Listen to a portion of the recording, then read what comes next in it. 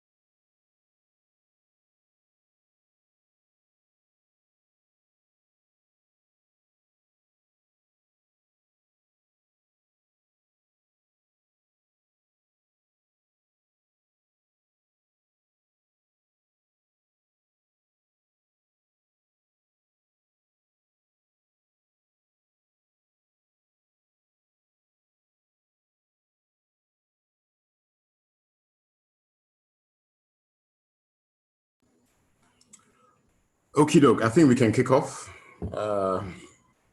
So good afternoon again.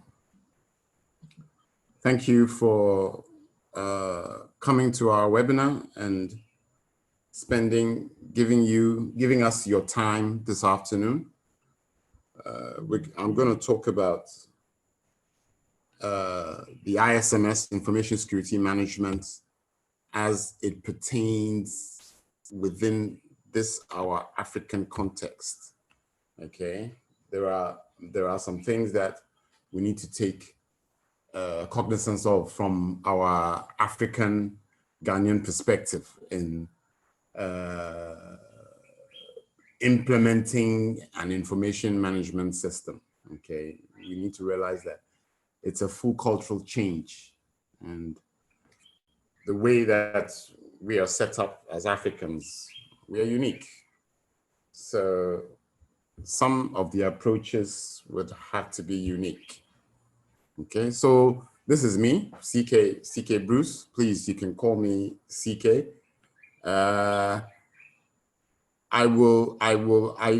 If anybody has a question, please use the chat. So you can just message me with any question that you have at any time, and I will deal with it as we go along. Okay, so let's kick off.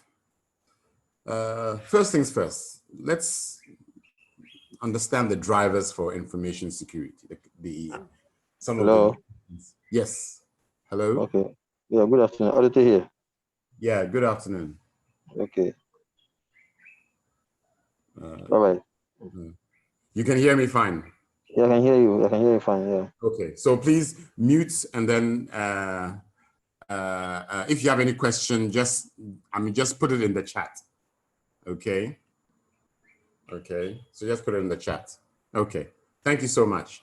So let's look at the drivers, the reasons why we need information security, or why we should implement an information security management system in our organization. Okay, typically it seems as if regulatory pressure has been the main driver, the main reason, okay? To be honest, recent regulatory pressure has been the impetus for recent requests for implementation processes and projects. But we've had legislation since 2012 that mandated us to implement, to organize our information security management systems. Okay, the Data Protection Act since 2012 has been there. Okay, so again, it demonstrates that, I mean, we all need the whip to begin this process of organizing and implementing our information management processes. Okay, so regulatory pressure clearly has been the main driver which organizations have used as the reasons why, the business case why they embarked on the project. Okay, other reasons for a few of the companies are risk mitigation. Okay, and in my mind, in fact, that should supersede regulatory pressure. We need to realize, organizations need to realize themselves that with the environment in which we are in that our information resides on information systems, our critical information, and that brings a host of risks. How are we mitigating those risks? Okay, that should have been a question all around. Okay, but it seems as if companies have been waiting for regulatory pressure. Okay, the third reason is enhanced performance, and to me, that should be the main reason, the main objective. Okay, by implementing an information management system, by reorganizing, structuring, and from this webinar, as we go along, you will begin to realize that at the end of the day, by implementing all these processes and all these activities and all these restructuring, you result in an improved performance environment. Okay, things become smoother, things become well organized, things gel together, things are integrated. Okay, and the enhanced output is that things run better. Okay, so it's important that we get the drivers right, the reasons why we're doing this right. Even though we could come from the regulatory pressure perspective, yes, but then we need to be able to recognize the benefits of enhanced performance and seek that. Okay, because if it's just regulatory pressure that is the reason, we could easily comply with the regulatory pressure and lose the outcome of risk mitigation and enhanced performance. Okay, if that is not your focus, you realize that you might miss it, and in the final analysis, you've spent the same cost, but you haven't maximized the whole objective of organizing your information management system. Okay, so I would like us to look at the reason why we need to organize our information security management system from an enhanced performance perspective. Once we do that, risk is mitigated, and obviously you are in compliance with regulatory and legislative requirements. Okay. So we have two approaches to information security: the bottom-up approach and the top-down approach. The bottom-up approach is what typically most organizations have been doing. i.e., it's led from a technology perspective. Okay, we have the IT manager with his team trying to improve, which is well deserved. It is very necessary, trying to improve the security of the information system on a whole. Okay, their focus is only the information system. Okay, now this has serious problems. The first thing is that it lacks business alignment. Okay, now the techies could implement controls, implement solutions that they think in their own wisdom that would protect the information system. But it doesn't necessarily, but it might also hamper business operations, okay? Because there's no alignment to what the business is doing. It's purely done from an IT perspective, okay? There is the chance that you will miss business opportunities from that approach, okay? The other failing of the bottom-up approach is the fact that it completely ignores one of the biggest threats, the insider, the people aspect, okay? In all honesty, information security is not a technology issue. It's a social issue, a people issue, okay? The technology is there, you know, it's there, and it is doing what the human beings make it to do. Yes, it has problems which can cause downtime from errors, you know, and things going wrong. But the vast majority is that it is people who are misusing it, okay? A hacker would take advantage of the information system, take advantage of the opportunities that the information system is giving, and manipulate that advantage to hack into your system, okay? So there's a whole people aspect that the bottom-up approach completely ignores, unfortunately.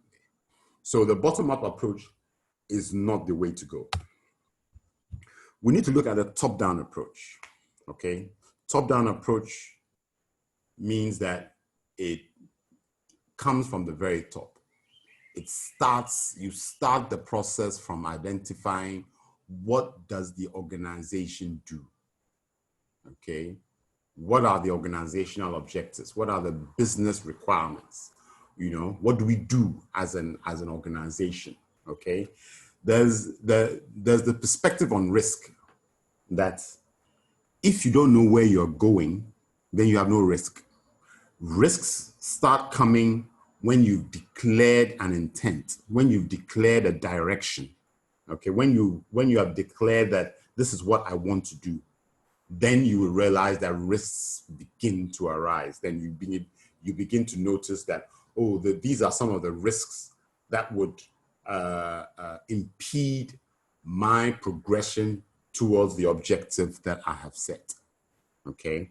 So the very first thing that we need to understand is the business objectives, the organizational objectives of the enterprise, okay? Management also issues out the policies, okay? So the policies also gives us the direction, okay? So it will also tell anybody implementing any control as to what is the idea, what is the intention of those controls, okay? So we need to be goal focused. We need to be directed by management, by upper management in doing what we need to be able to do, okay? So that is the critical, important approach for implementing information security, okay? So that's the top-down approach. And that is the approach that we are going to talk about, okay? Because that is the most successful approach that would achieve the maximum benefit to the organization. Okay. Now, this is another hierarchical perspective of information security. Okay. So we have IT security. As I mentioned at the bottom rung, from the bottom-up approach, we focus on IT security. Okay. So IT security is still very much needed. Okay. But it must be guided by the organizational objectives. Okay. So IT security as a terminology focuses on the technical issues within the information system that we need to control and put in the right controls. Okay. Then we move up to information security. So actually they are not interchangeable. Okay. IT security focuses on the technical. Information security adds the organizational to it. So IT security is a subset of information security. Okay. So we still need IT security.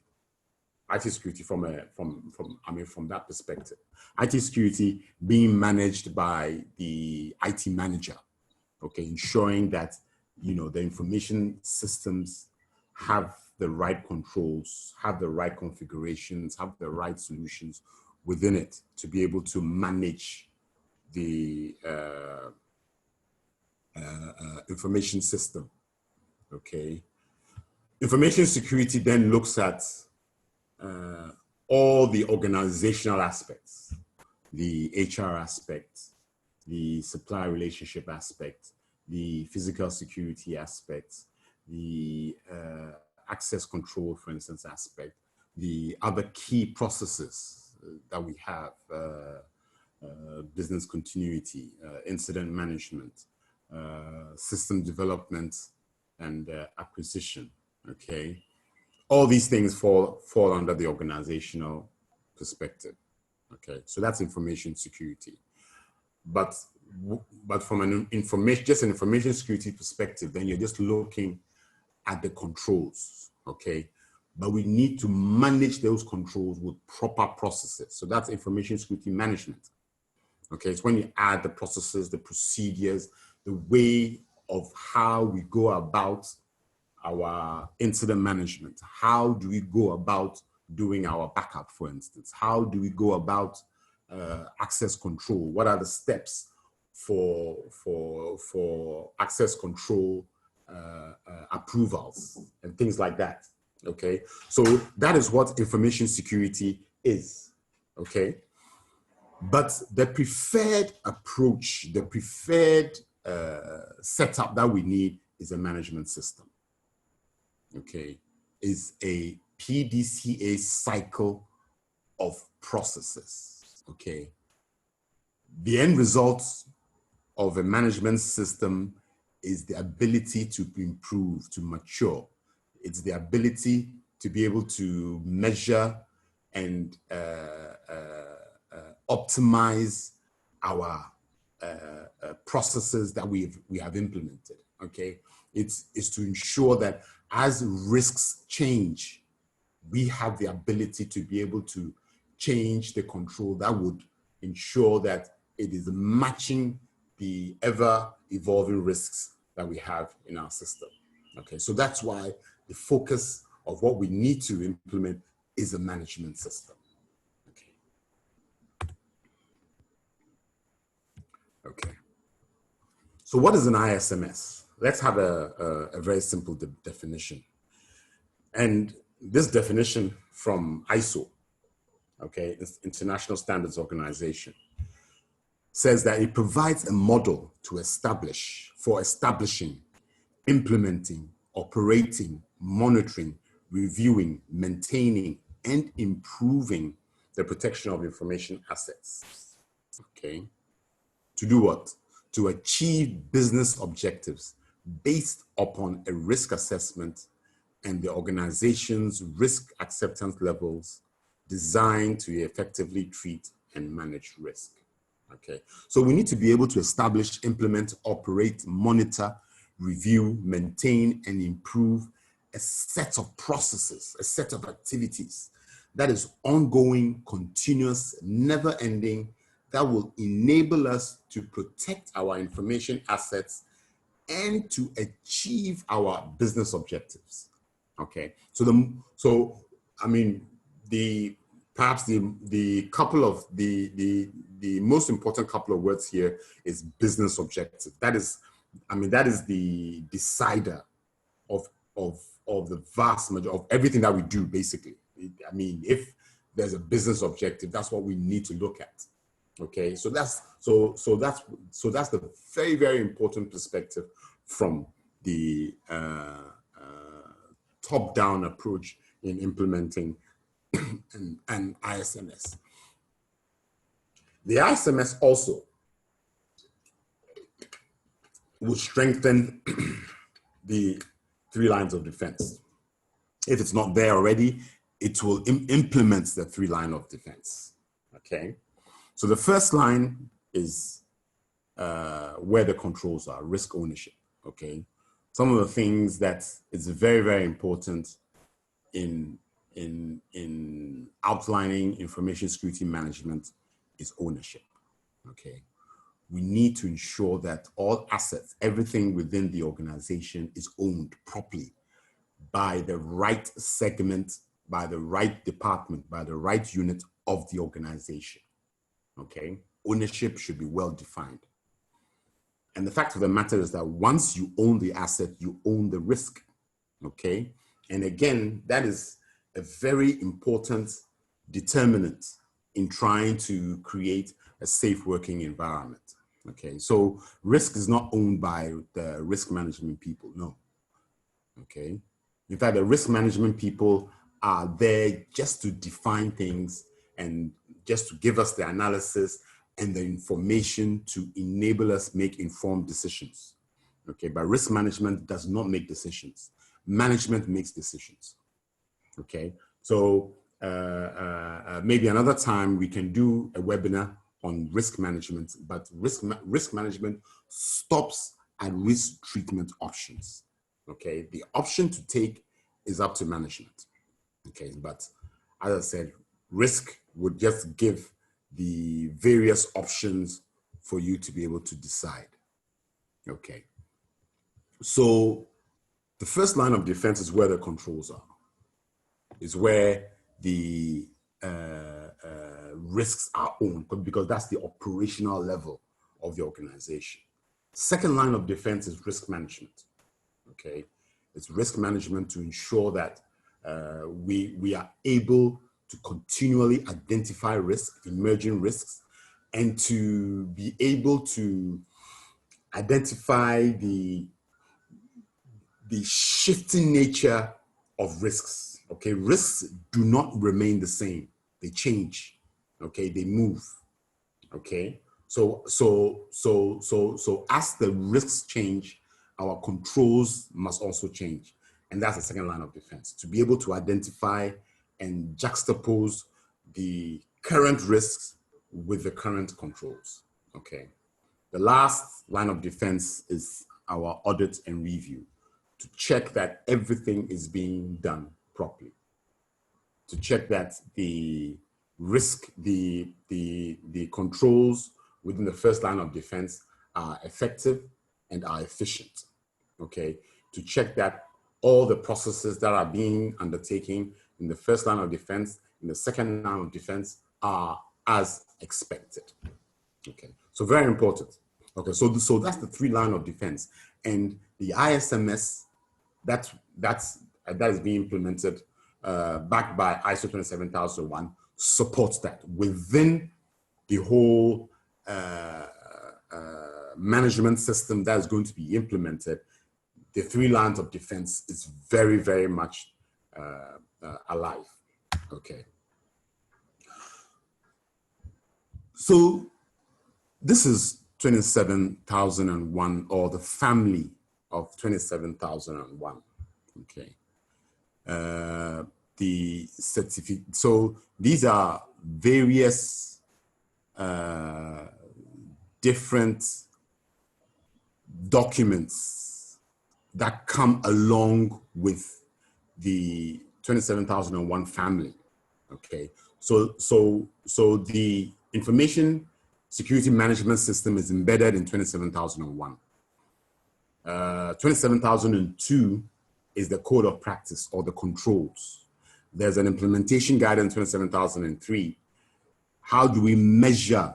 How do we identify proper indicators, measurements we can find in 27004? So everything that we need to be able to effectively build up our information management system can be found in the various documents within the 27,000 family of standards. Okay, so these are all the standards that we have within 27,003.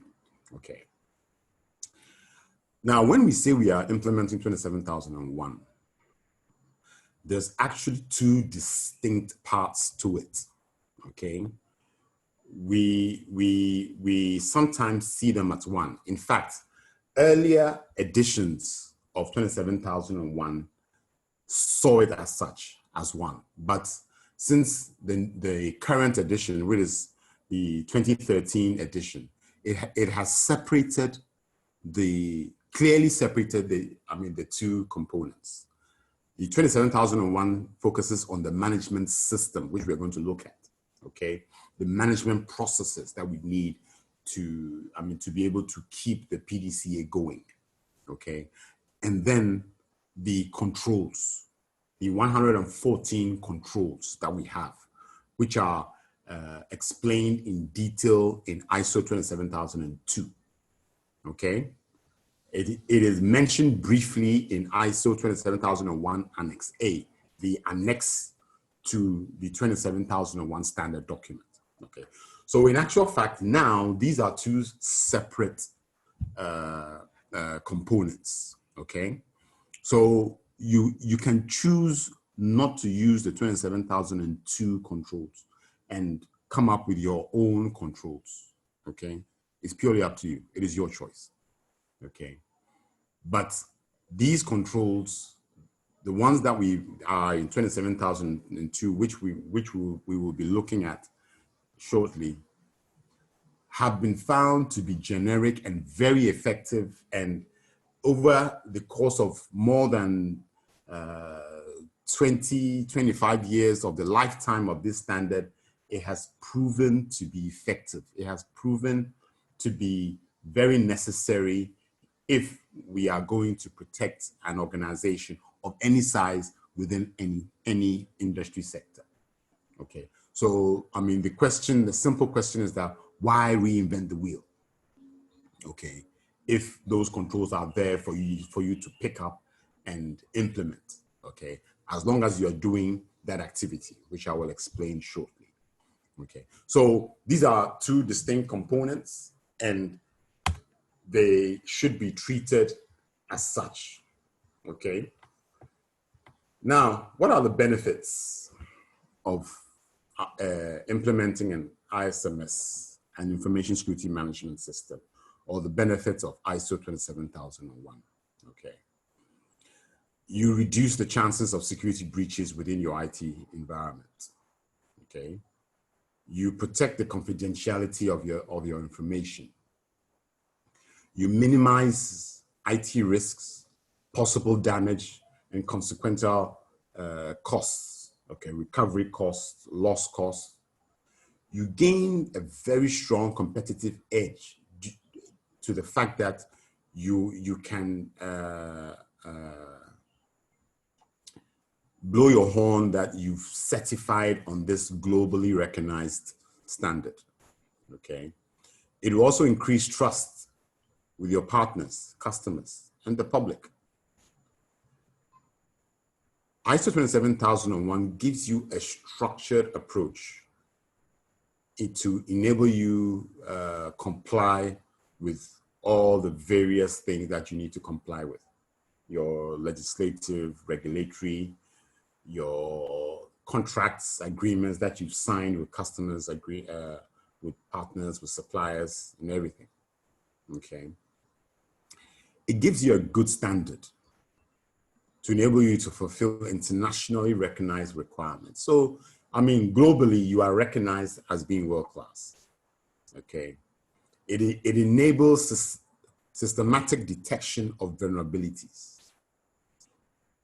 It lowers costs in so many ways. You can do considerable cost savings in trying to ensure that the things that you do are managed by proper resource management, getting a good cost benefit analysis, okay? And then obviously it will enable you to control IT risks. Okay. So these are the main benefits of ISO 27001.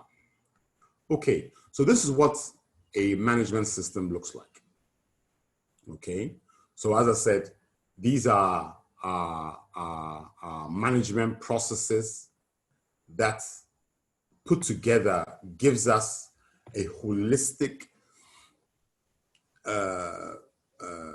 set of protective, secure measures within the organization. Okay, so we have management responsibility. So we need to ensure that anybody, top management, yes, and then anybody from a management supervisory role knows that they are responsible for actions within their area of responsibility, okay, which includes the actions of the staff of their teams, the staff, the people that report to them, okay. So it brings responsibility, it brings accountability, it brings, proper ownership, it brings, proper actions towards ensuring that things are not left uncared for, okay? And that alone really raises the level of security within the organization, okay? Then we have awareness, training, and communication. So awareness is ensuring that the behavior of people, of staff, of employees, of anybody who has access to the information system behave in a proper manner, okay? So awareness, an awareness program is not just to inform you, it's to change behavior, okay? It's to change behavior. We also would do training to enhance performance levels. One of the reasons, one of the drivers for downtime is error. Okay, people making mistakes. Okay, some of the biggest catastrophes that we've experienced within organization is simply somebody just doing the wrong thing. Okay, sometimes it could just be from tiredness, from overwork, from stress, or from simply not knowing properly, okay, not being skilled up, okay. I mean, we push people into certain environments whereby we haven't given them the proper training, okay. And then communication is very essential in that we need to be able to identify our stakeholders, our interested parties, people, the various groups of people who are impacted by the organization, okay, and keep constant communication with them to ensure that they know what is happening.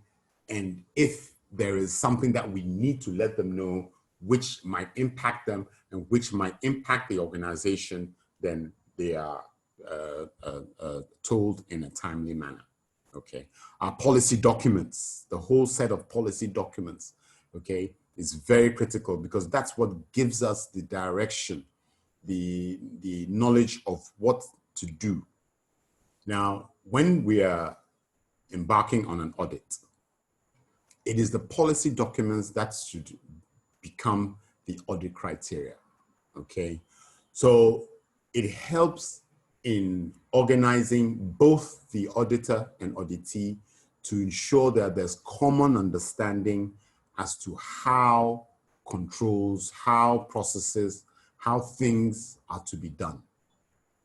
And it makes, this is one area that brings a lot of smoothness, okay, within the whole organization as to what everybody's doing. So it provides that common view, okay?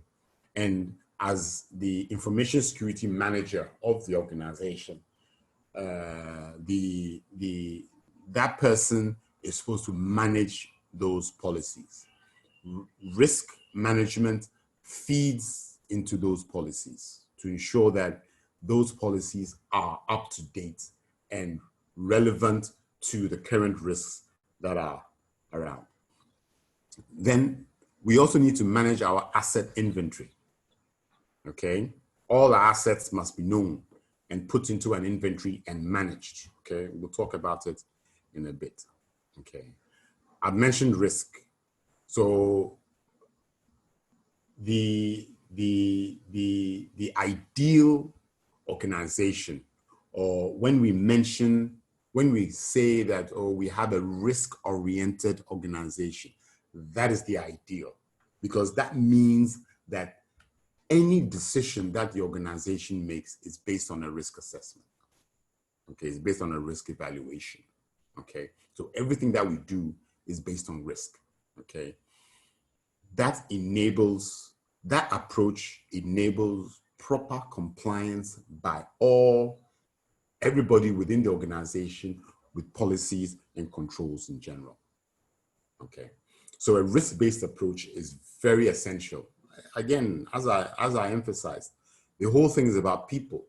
So in managing people, and you are able to inform them, tell them about what the risks are, let them understand the impacts of those risks, you know, it is an easier way to be able to manage them and to be able to make them do what are some of the right things, the right behaviors that we need to protect our whole enterprise. Then we need to be able to measure, okay? If we don't measure, we can't manage. The ISMS is very strong on measurement, okay? We need to, we select our key performance indicators, key risk indicators, and then we monitor those, and then we ensure that they are in the, you know, that they are within the various thresholds that we expect them to be. Okay, so that enables proper management. That is the optimized approach that we want. Okay, without the measurement, then we will not know where we are. We will not know what we're doing. We will not know where we need improvements, okay? And that would be one of the fall downs and our inability to achieve improvement, okay, within the organization, okay? That leads us to the next one, the continuous improvement, okay? Now we need to understand that maturity is a very, very important aspect in doing things generally, okay? We always want to mature in everything that we do, get better, okay? And we get better by doing it, by learning from things that we didn't do well, and then identifying the improvement steps, and we are moving up. That is a continuous improvement. Those processes are also embedded in 27001 to ensure that continually everything that we do, every process that that is undertaken, we identify lessons learned on a continuous basis. Okay, then we can go forward and improve those processes and get better. At the same time, remember, we are also looking at those risks and balancing them. So there are quite a number of different perspectives that are flowing in. But the way that ISO 27001 works at them ensures that we are continually improving in our risk management, continually improving in the way that we execute the controls, continually improving in the way that we respond to issues that arise. Okay. And then the final one is audits and management reviews. Okay. Audits always, well, not always, used to have the issues of being regarded as policemen, okay, because they are coming to identify what you are doing wrong and correct you, okay. But that's not the right approach. That's not what it's supposed to be, okay. But it happens that way if there isn't a management system in place that gives a common view to those who are on the ground working, people working in the operational level, and the auditors who are supposed to ensure that the processes are being done properly, okay? Once you set up a management system based on ISO 27001, as I said, it gives a common view, common from the auditee's perspective and the auditor's perspective, okay? So there's no approach of the auditee thinks that this is how I should be doing it, and the auditor thinking that this is how it should have been done. There's a common view, there's a common policy, there's a common control, there's a common document that both sides can read and then decide as to, how are we doing this? This is not the best way that both of us think that it should be done. So how can we improve? Okay. So there's better harmony, better discussions between both parties. So there would be better improvement curves. Okay.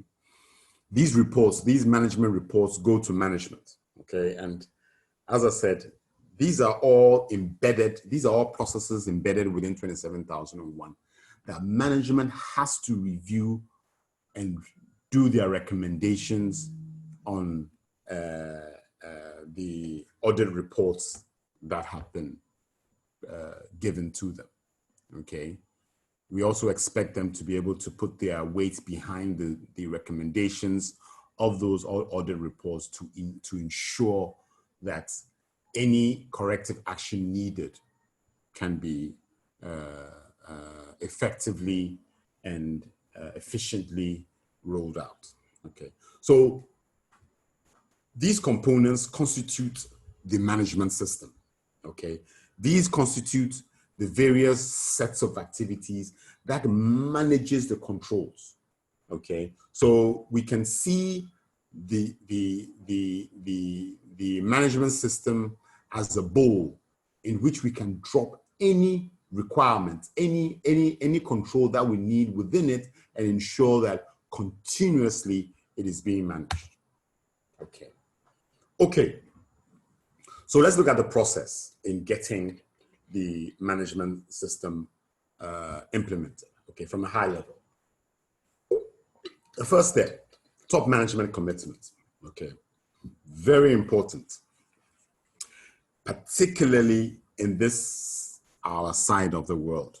Okay, from my experience, in implementations,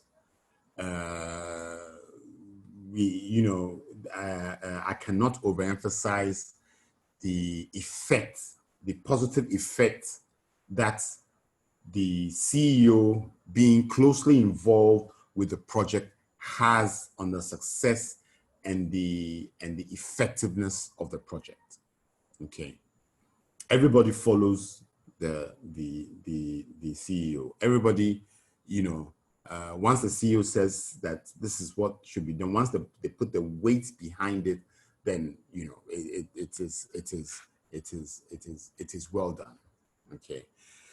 The fact of the matter is that in this side of the world, our management processes are not that well defined, well process managed. okay? In Europe and North America, they understand management. I remember that there was a country, I think it was Denmark, in some 10 years back or so. They didn't have a government because after the elections, there was some, you know, the European system of, you know, forming coalitions and things like that. So no party had a majority and they couldn't negotiate to form a government. So they had no government for, if I'm not mistaken, for close to 9 months. Nobody noticed because everything was, I mean, the whole public service, all the processes work, okay? So in that environment, people understand what needs to be done in the right way. Unfortunately, here in this side of the world, we need leaders. We need strong leaders. We need leaders to lead, okay? And that's why top management commitment is critical. Without that, forget it. The difficulties of trying to change culture would be insurmountable. Okay, you need top management to ensure that cultural change is achieved. Okay, and to be honest, that is half of what ISO 27001 is all about, changing the way we do things. Okay, I remember the actions of one of companies that we were implementing, the CEO. There was one of the doors, a door to a development area. I mean, before we started implementing, I mean, it was always kept open. So that was the culture. Okay, you know, I mean, there was no focus on keeping that door closed. Okay, so it was kind of difficult in making people remember to close it. Okay, remember that the intention of ISO 27000 or within an enterprise is not to regiment people. Okay, we need to achieve cultural change through understanding, through recognition of the importance of those controls rather than forcing people, regimenting people to do it. Regimenting people to do things is not the way to go. Okay, we need to be able to make them understand the need for those controls. Okay, understand the risk behind them, understand that they need to create certain behaviors that are embedded in the way that they do things normally within the office. Okay, so this CEO, in trying to ensure that, so this was his personal initiative. He put a bowl by the door, and if you don't close the door, you put 5 cedis in it. Okay, at the end of the week, that's the money collected is used to buy pizza, and those who have contributed money into the bowl were not going to partake in the pizza. Okay, believe you me, within a month he didn't need to put the bowl there any longer. Okay, and that is commitment. That is a demonstration of commitment from top management. Okay, that's what we mean. Okay, we don't necessarily mean that, oh, the top management are approving checks, are signing checks, are approving expenditure. That's not all. Yes, that is necessary, but we need the active support of top management behind it. Okay, so top management support is commitment is critical. The next thing that we need to look at is the information assets. Okay. Basically, we are protecting the information assets. Okay. So in some literature, we call the whole process protection of information assets. Okay. An information asset is anything to do with data processing. That's the definition of an information asset. Okay, so it's not just data. Okay, it's not just data. Okay, that is an information asset, but software, hardware, infrastructure, documents, people, processes, services, and facilities. Okay. These are the generic categories of information assets, and we need to protect all of these. Okay. But the first step is to identify all these information assets. So these are the categories. So we need to be able to identify each information asset within those categories. Okay. And give it an owner. Make sure that for each asset, we know who the owner is. Okay. And that is a huge first step in bringing the organization to the enterprise. Okay. Ensuring that, everything within the organization is owned. Within the enterprise is owned. There's a distinct owner. Okay.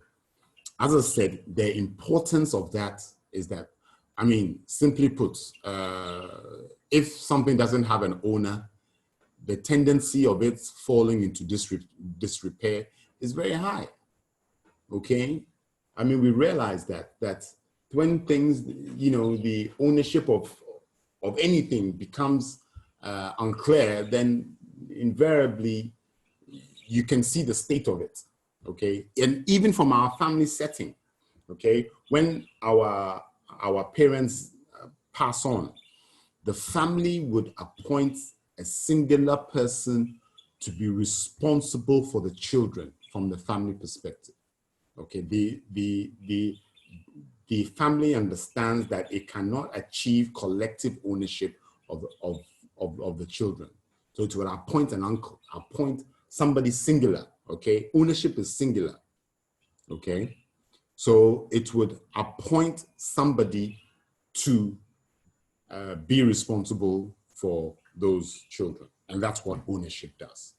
And as I have mentioned, if you own the asset, you own the risk.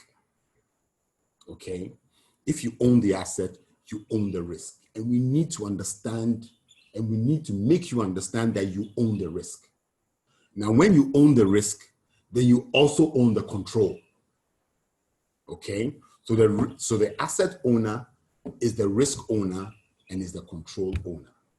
Okay, so once that is understood by the asset owner, okay, and invariably, a lot of these are owned by the business units, so everybody is involved.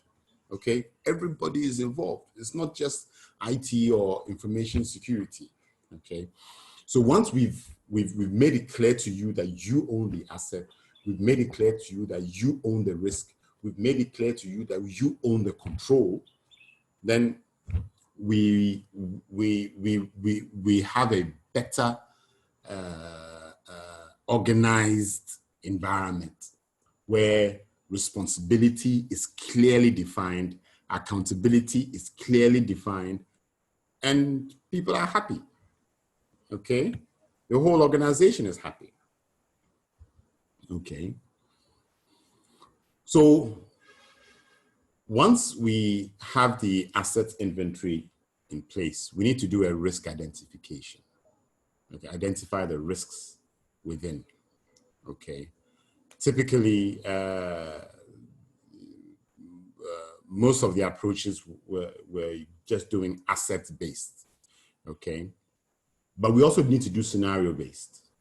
Okay, again, because typically within our organizations in this side of the world, we don't have a mature risk management capabilities. Our risk management capabilities are not mature. So we haven't really identified and are managing risks from our organizational context perspective. Okay. So in other jurisdictions, because they have a strong risk management, you know, everything is already assessed from all, whether it's credit risk, market risk, you know, operational risk. I mean, particularly operational risk.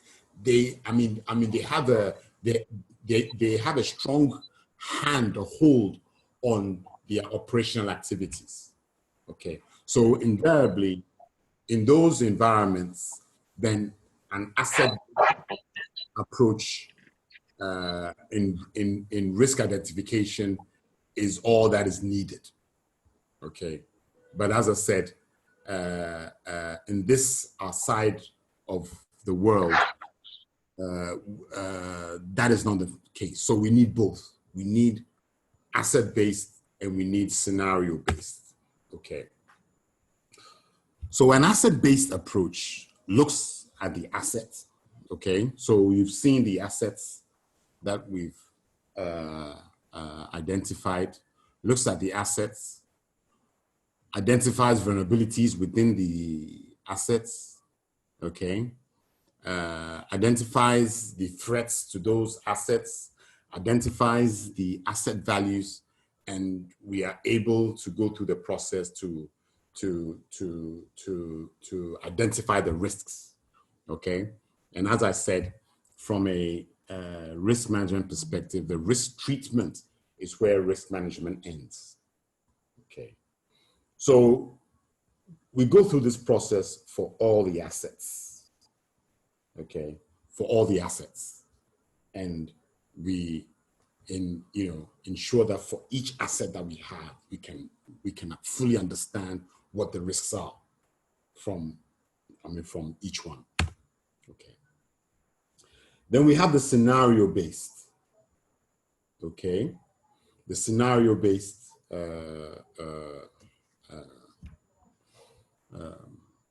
asset identification. So the scenario-based approach tries to identify risk from certain scenarios, certain activities, which from the business processes.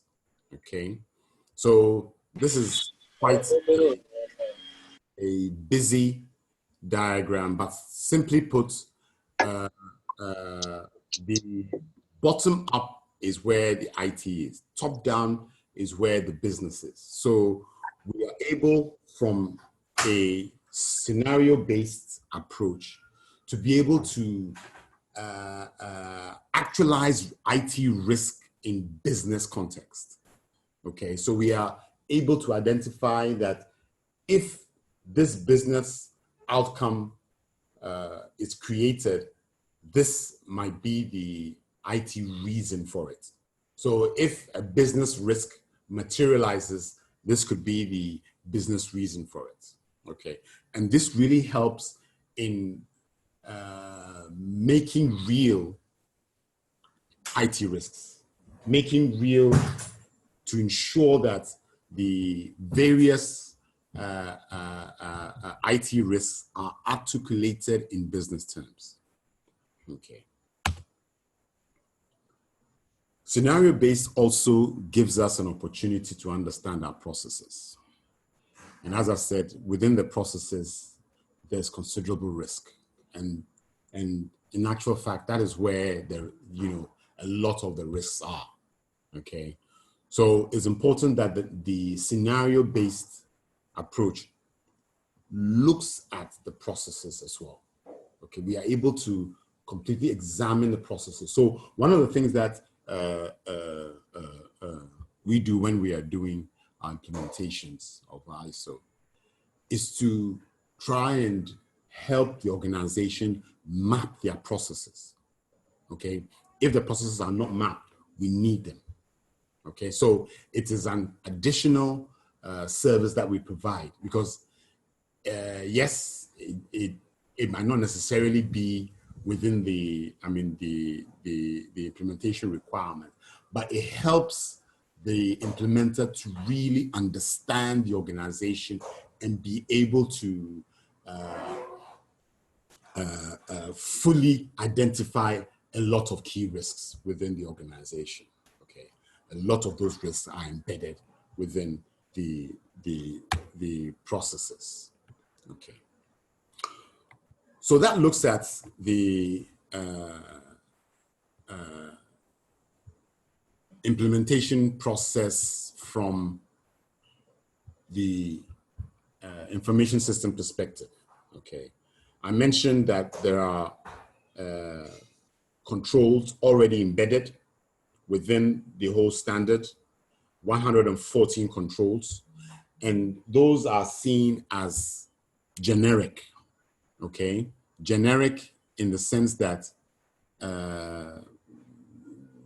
from experience over, we've had this standard for close to 30 years, I think. It started as the British standard 17799, long time ago. Yes, I think about 30 years. And then about 20 years ago, ISO picked up the standard and renamed it later on as 27001. So as a point, it was ISO 17799. Okay, so there's been years, long years of examining typical organizations and trying to identify what are some of the typical controls that are needed. And the result is these 114 controls that cover the domains within which we are going to look at. The domains of 27,002. Okay, so all these controls are solid, are best practices.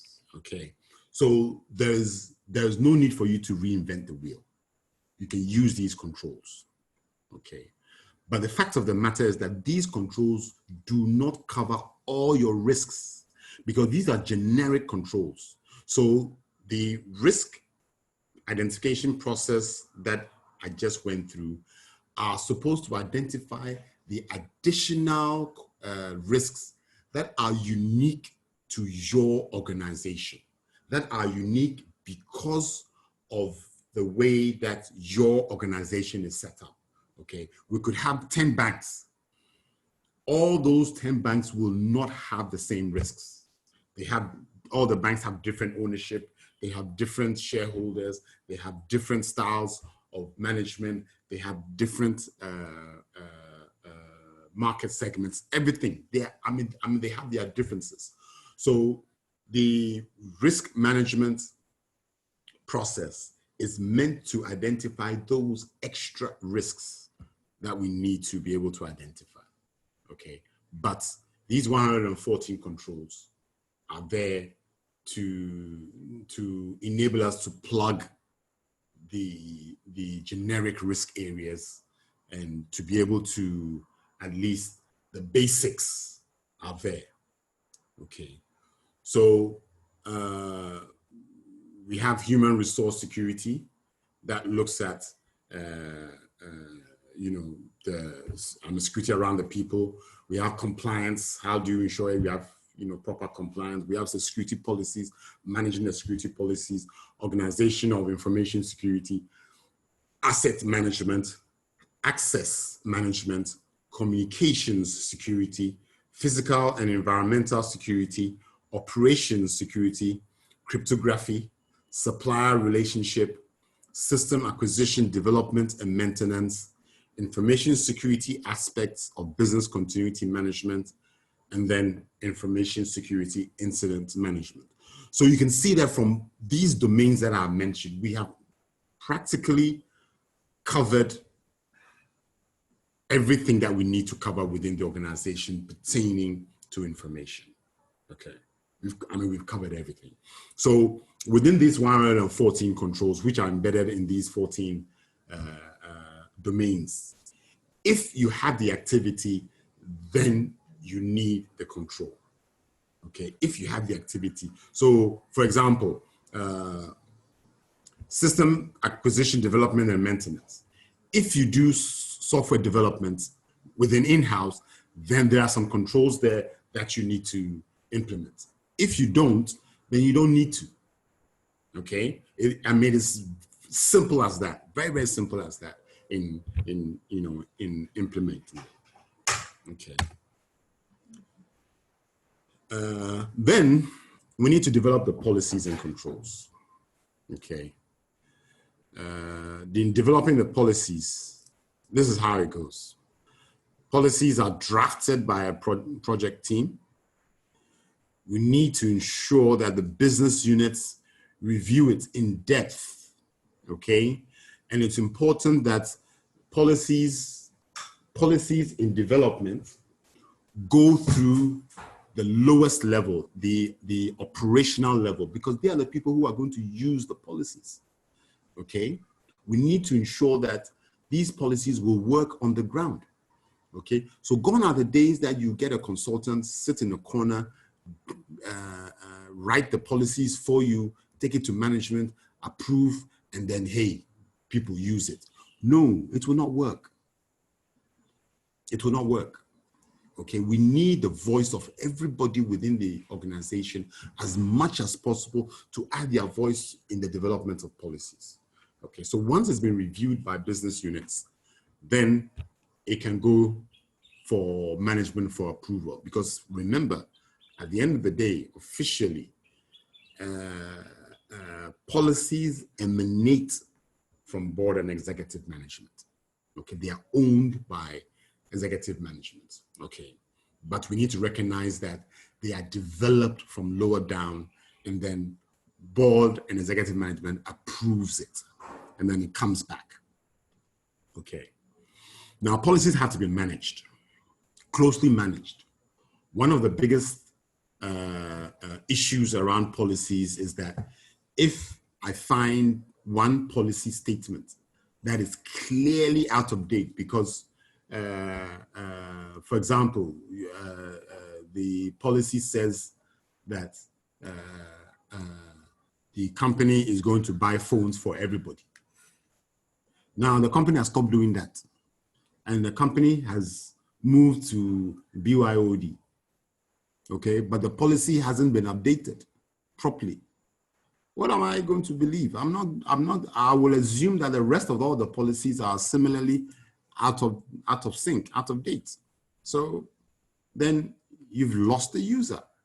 Okay, so it's very, very important that the policies are kept tightly updated, current to what is happening on the ground. Okay, and in fact, that is what the auditor comes to do. Okay, when the auditor is coming to audit, even for your certification audit, he doesn't pick up the ISO standard. No, that is not used for the audit. He picks up your policies, and he will audit your environment based on your policies. Okay, that is how the auditors do their work. Okay, yes, there's a double stage in the audit process. The stage one, the auditor will review the documents to ensure that the policy documents are correctly aligned to ISO 27001.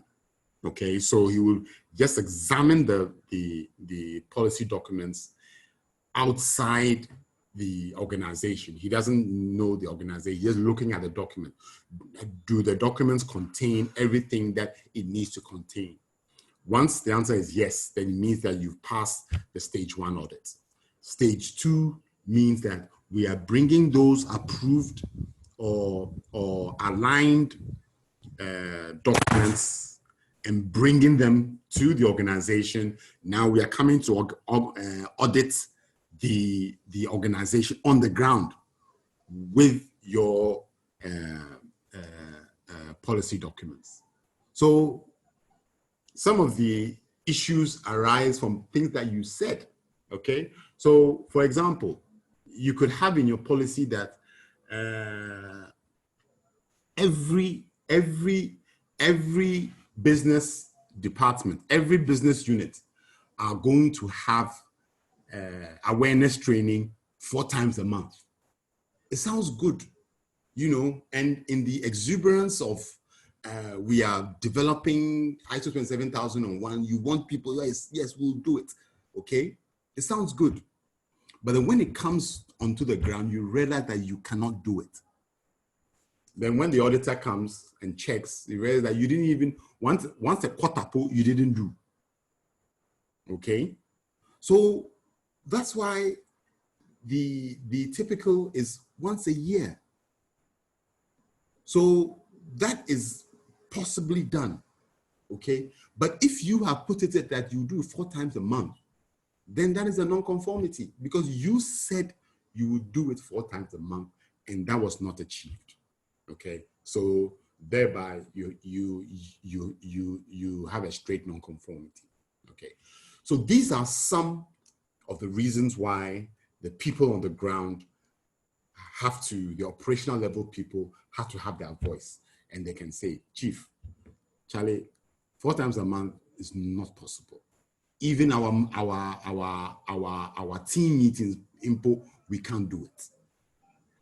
Okay, so these are some of the responses that we will get from the business units during the review on the ground.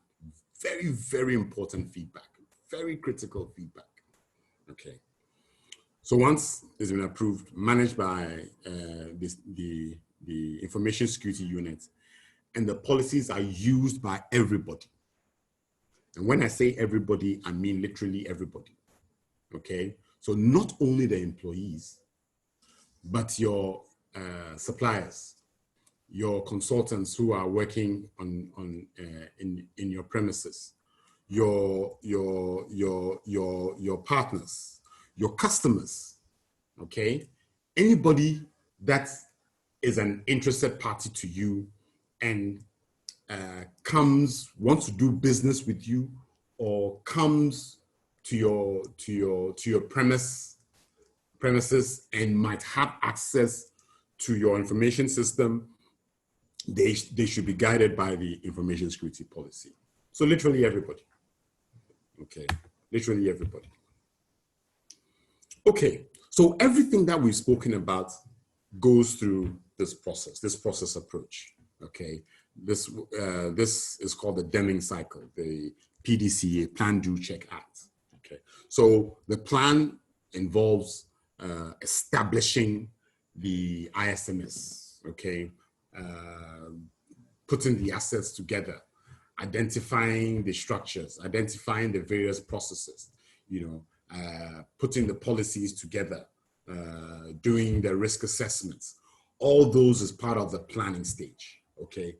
The do is when we start to implement, to run, to operate all the processes that we have planned, okay? So we've put in an incident response plan. We are operating it now. That happens in the do. We've approved all the policies. Then from a certain date, all the policies are live.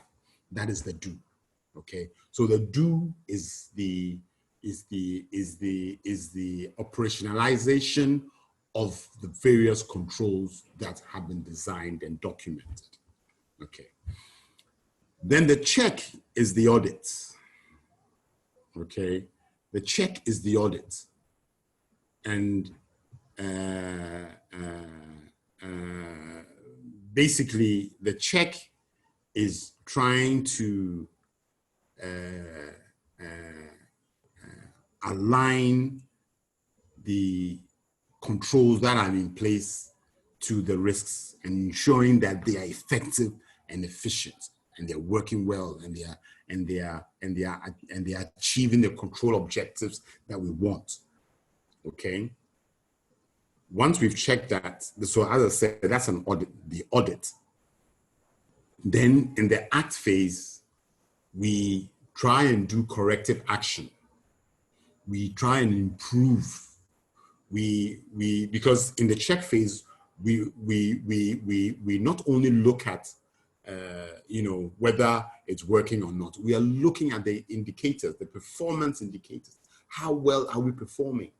Okay, so in the act phase presents opportunity for improving, doing it better, doing things, implementing the corrective actions that we need to do. Okay, then we come back to the plan, and between going from the plan, do, check, act, and coming back, it's typically about 12 months. So then we would come and do a risk assessment again, okay, at that point, because 12 months has passed. So in those 12 months, we can expect some changes in the risk factors. So then we need to do another risk assessment, look at, see whether the risks have changed, and so on and so forth. Okay, so that's the PDCA really gives that continuous approach, a never-ending cycle to enable us continually be responsive to the risk environment in which we find ourselves in. It is very critical to ensure that this cycle is happening.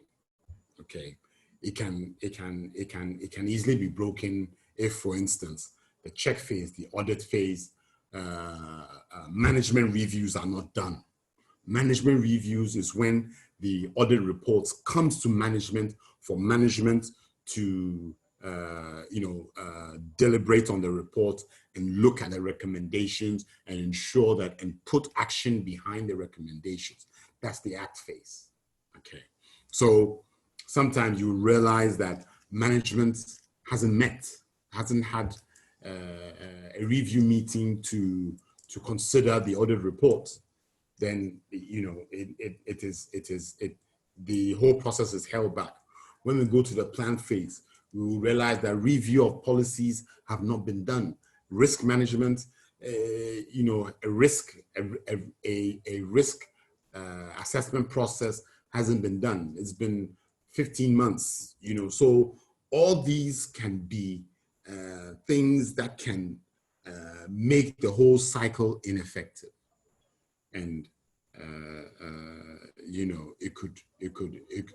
it could cause the whole information security management system to lose its effectiveness.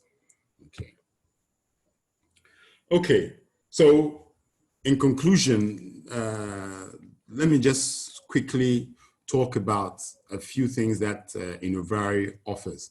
So meanwhile, you can put in any questions that you have so that I can treat the questions after I talk a little bit about our offerings. Okay, so in Innovare, we do consulting, implementations of ISO 27001, audits and assessments. Okay, we also offer training in all the areas: lead implementer, lead auditor, and lead risk manager. Okay, and as a special offer to those of you who registered for this webinar, we're offering you a free gap assessment, okay? A free 1-hour desktop gap assessment to enable us to enable you identify and understand your information security posture, okay? So to see whether how mature your activities are and how far are you from the typical ISO standard that is expected from the ISO standard. So just let us know. You can do it through the chat or you can email us, and we can arrange for our consultants to come and just do the desktop. It will just take 1 hour, but we can give you a report, a detailed report, in which we should reflect your maturity levels, and then the typical controls that are expected, and how we can how you can assess the your information security practices. Okay, now I have a few questions here. Okay, how do you go around a scenario where role and responsibilities are not clearly assigned on an ISMS project? Okay. So roles and responsibilities are very, very essential. Okay, we need to ensure that everybody fully understands their role, and within the role description, the responsibilities thereof. Okay, one of the things that are done within implementing ISO 27001 is to examine all the job descriptions. Okay, it's very, very critical to ensure that the job descriptions are clearly outlined, that the responsibilities, information security responsibilities are clearly defined. Okay, if those things are not well done, then we could have overlaps or loopholes. Okay, overlaps or loopholes, and in that scenario, then it will result in a lack of effectiveness.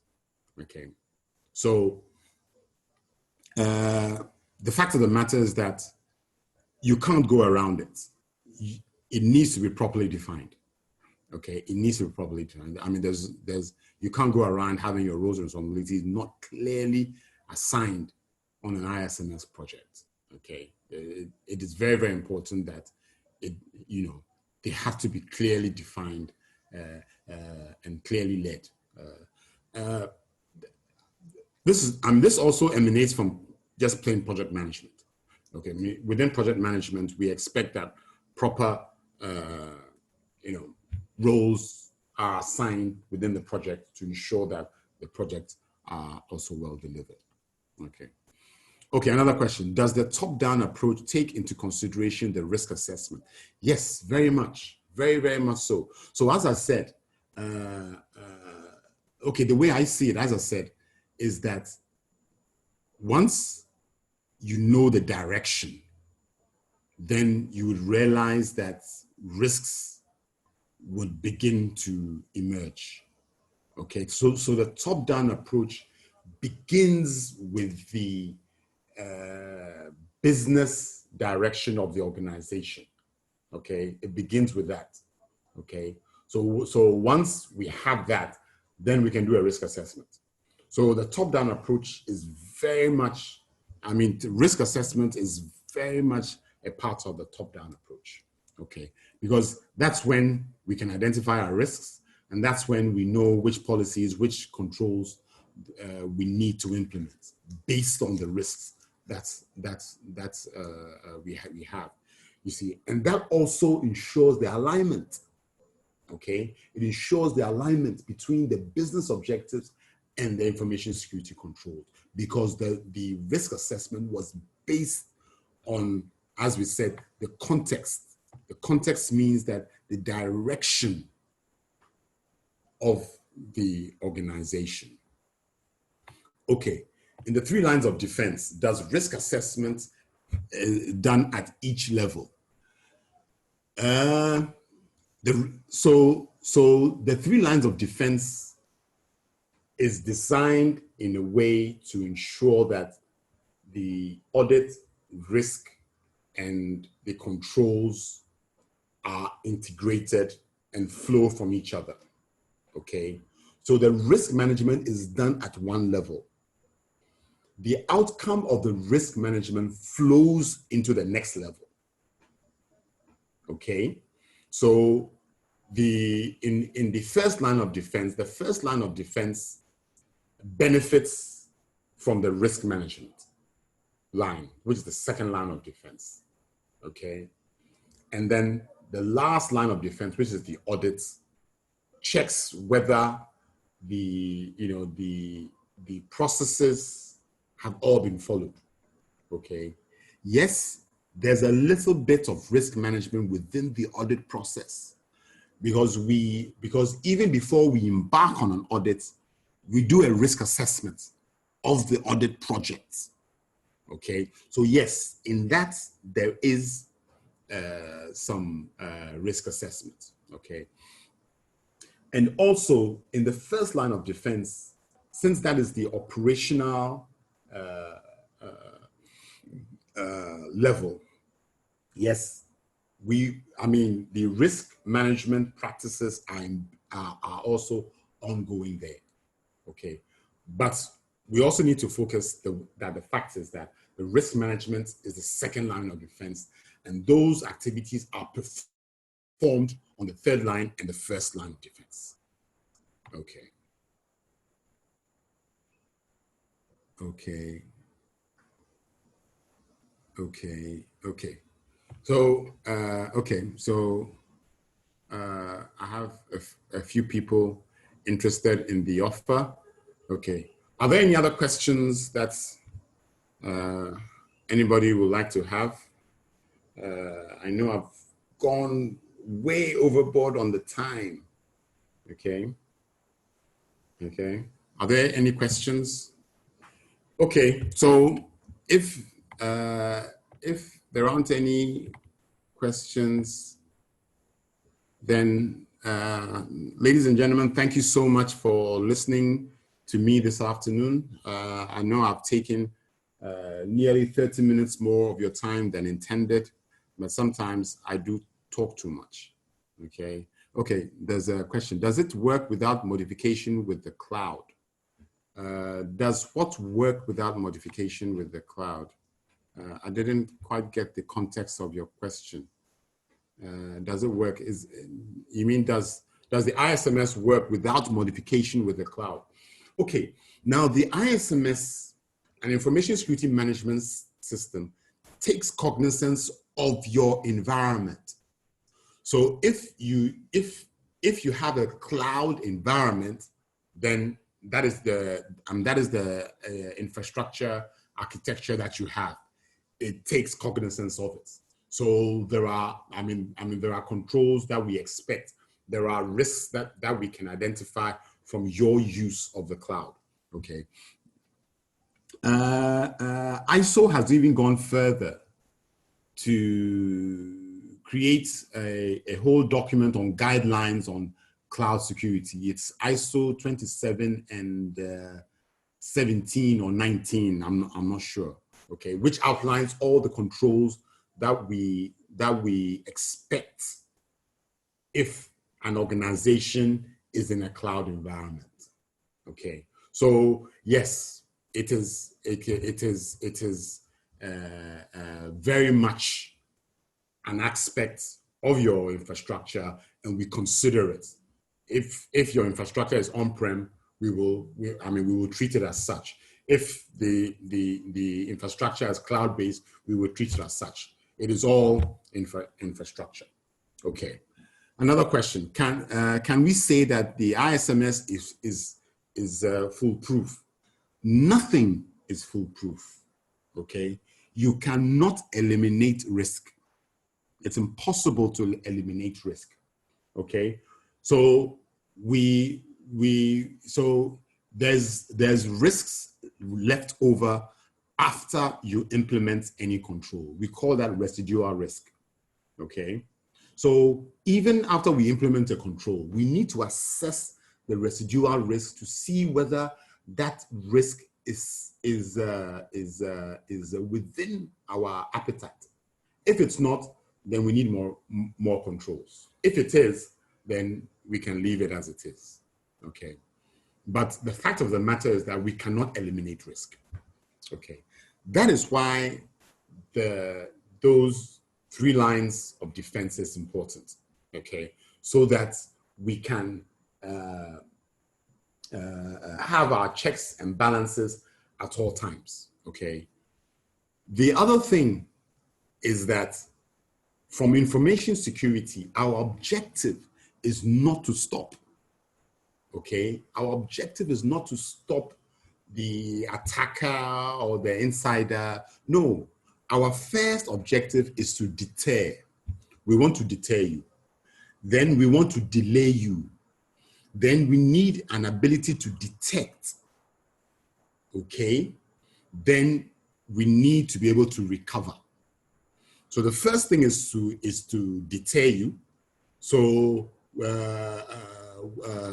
so that's what good communication can be about, and the knowledge that, hey, this organization, we've implemented ISO 27001, so you will not find it easy. So basically, go and find another company that is not ISO certified. Okay, so that can be a bit of a deterrence. Okay, then the controls that we implement will delay you. Okay, it will not stop you. Okay, but it will delay you. Okay, now once everything is in place properly, it will delay you enough for us to be able to detect it.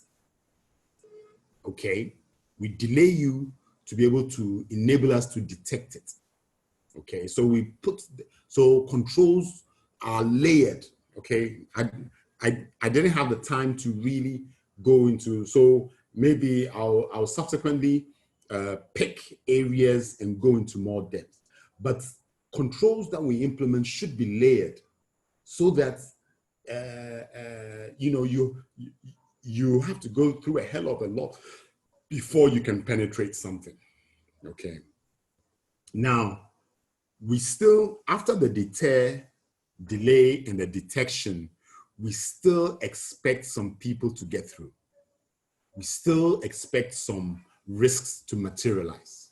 That's why recovery is there. Okay, so your incidents recovery plans, your business continuity plans are very important. Okay, because we expect that something will happen. Something will definitely happen. So when it happens, we don't want you to collapse and that's it. You've lost your business. No, focus on recovery. So you have all the recovery controls in place that will enable you to continue recover and then move on, go back to business. Okay. So in that sense, the ISMS is foolproof. In that sense, it will not stop a risk from materializing, but it will ensure that your business does not collapse if the risk does materialize. Okay. Another question. Now the questions are flowing in. Can you clarify who top management are in this case? Top management are the decision makers. Okay, so we are talking about we can say executive management, CEO and his management team, or the board. Okay, so it depends on the organization. Okay, so in some organization is the board chairman the board who signs the policies. Okay, we would expect to have board committees. Okay, that drives the strategy. Okay, so remember that the board formulates the strategy and executive management executes the strategy. Okay, so those are the two bodies that are at the top, which we are referring to. Okay, how do you manage top management who make audits difficult?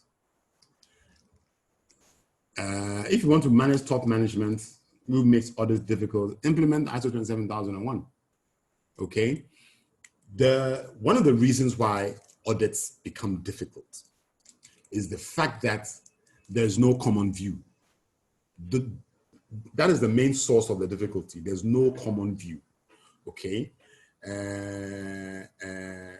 one party thinks that this is how the way to go. Audit thinks this is how things to go, and then there seems not to have common ground. So that is why frameworks and standards are critical. Okay, once you go through the whole gamut of things that you need to do, you end up all being on the same page. Okay, you end up understanding that the enemy is not your arguments between the auditor and the auditee, or auditor and the management. You realize that the enemy is the factors that are trying to hamper the organization achieve its objectives, then you have a common view. Okay, so yes, management can make things difficult because things are not clearly defined, things are not structured, things are not well organized, and we have that issue. Okay, so the best approach to manage top management is to present them a business case that, listen, we need to implement a framework. Okay, let's put a framework in place, and then let's move ahead. Okay, so I believe that was all the questions. So, ladies and gentlemen, again, thank you so much for listening to me. As I said, I've really taken up your time. I must apologize for that. But the Innovare Business Development team will get back to all those who have expressed interest in the assessment. But it's not too late. You can, I believe that the business development team will email everybody, or you can still contact us for it. Okay. So, ladies and gentlemen, thank you again very much. And I hope that next time that we have webinars, we are going to have webinars twice a week now. So we hope that you would be available to listen to our webinars. Thank you so much, ladies and gentlemen. Thank you.